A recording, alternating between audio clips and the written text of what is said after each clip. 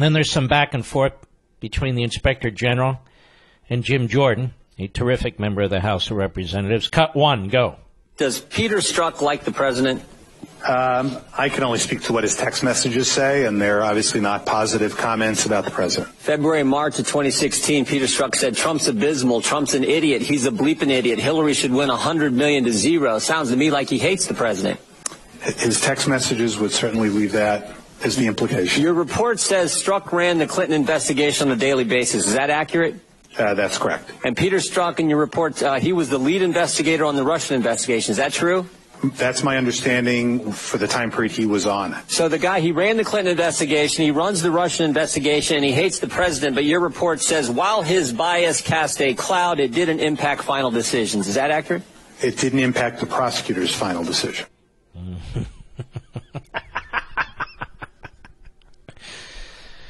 Well, it's kind of silly. Now we have Chairman Goodlatte. They had a joint hearing here of the House Oversight Committee and the House Judiciary Committee, Goodlatte being the chairman of the House Judiciary and Gowdy being chairman of the Oversight Committee. Some back and forth between Goodlatte and Horowitz. Cut 2, go. Neither the Department of Justice nor the FBI are mentioned in the Constitution. However, each institution has engaged in repeated stonewalling of Congress's constitutionally mandated oversight. The infamous text from Peter Strzok saying, "We will stop President Trump from taking office," which we received on the day of your report's release, is a prime example. This text was revealed to you late in your interview as well, as I understand.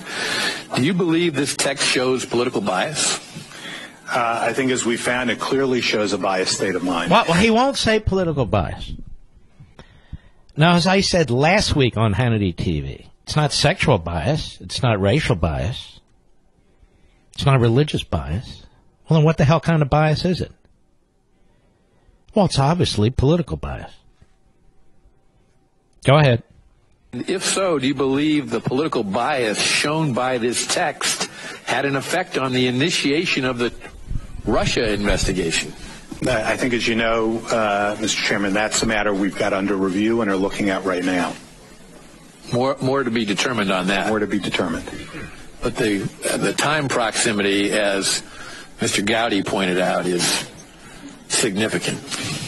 Correct. In fact, there are these other text messages in roughly the same time period. Now, that's interesting. Correct. Do we know when that report's coming out? I don't think we do yet. That will be the other shoe to drop. Now, here's Horowitz with some back and forth with Gowdy today. Cut 3, go.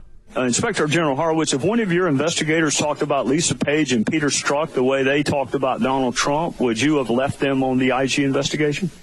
No. Did you ever have an agent when you were a prosecutor with this level of bias? As I've laid out here, I thought this was completely antithetical to the core values of the department and extremely serious. Can you speak up, please? I'm sorry. I heard you, but you can say it where Mr. Nadler can hear you, too. My view of this was that this was extremely serious, completely antithetical to the core values. In my personal view, having been a prosecutor and worked with FBI agents, I can't imagine FBI agents suggesting even that they might use their powers to investigate, frankly, any candidate for any office. Now, let's stop right there. Should that not be the national headline on every news program tonight? Should that not be the national headline on every news program tonight? That an Obama-appointed inspector general, who's obviously a relatively objective man, as best as I can tell. I know people have fault with the report here and there, but look, it's still a devastating report. It underscores much of what we know, plus some. Should that not be tonight's headline? But for the separation of parents and children and so forth that was occurring in the prior administration, and we'll get into this, don't worry, but I'm saying this is incredible. Absolutely incredible. Go ahead. Let me ask you this in conclusion. I think you've already, you laid out in your opening that Peter Strzok's obsession with Donald Trump and the Russia investigation may have led him to take his eyes off of the Wiener laptop. and in a notably ironic way, calls Jim Comey to be a little bit later in sending those letters to Congress. So that is one example of outcome determinative bias. But I got to ask you, you used to be in a courtroom. You were on the side of the United States, and you work for the Department of Justice. If someone is prejudging the outcome of an investigation before it ends, and someone is prejudging the outcome of an investigation before it even begins, what is more textbook bias than prejudging this investigation before it's over and this one before it begins? I am struggling to find a better example of outcome determinative bias than that. So what am I missing? Well, I think certainly with regard to the Russia investigation you mentioned, as you know, we are looking at that in an ongoing way. With regard to the Clinton email investigation, I think as we lay out here and go through it, we looked at text messages, emails, documents to try and assess whether the specific decisions that we were asked to look at and then the ultimate prosecutorial decision were impacted by Strzok, Page, and the others' views. And what we ended up finding, particularly as to the prosecutor's decision, was that was a decision they made exercising their discretion on their view of the policy, the law, and the facts as it was found.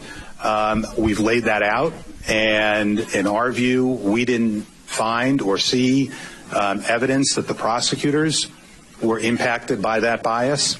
But as I mentioned in my opening statement, the idea here was to put out the facts for the public, members of Congress to see, and so that folks who want to take a look at those issues obviously can assess them themselves. Well, I'll assess it.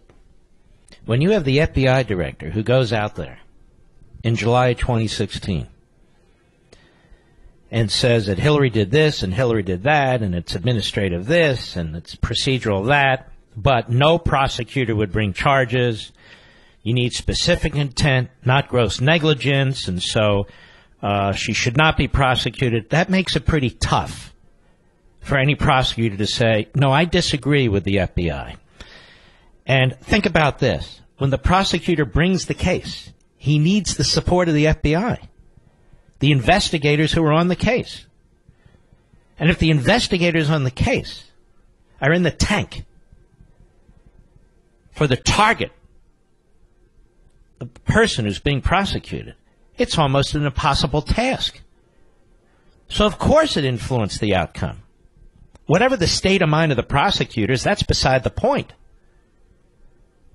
They fixed this case. Fixed it, by that I mean they were special pleaders for Hillary Clinton. They made it virtually impossible for a prosecutor to bring a case on the way that they used their bias. With the media and their leaks, the investigation was very shoddy, and of course, the public statement by Comey. So when you put that together, the prosecutors are handicapped in a way that's almost impossible to bring a case against the Democrat nominee for president of the United States. You know, you need to have all your ducks in a row. And if you're going to be sabotaged from within by senior officials at the FBI, including the lead investigator, who doesn't believe she should be charged, I mean, if I'm defense counsel, I'd drag his ass right up front there and have the whole jury hear him. So I was surprised Gowdy didn't really laser focus on that, and I am surprised by Horowitz's comment that, well, the prosecutors weren't politically motivated. No, but the prosecutors, politically motivated or not, really isn't the issue.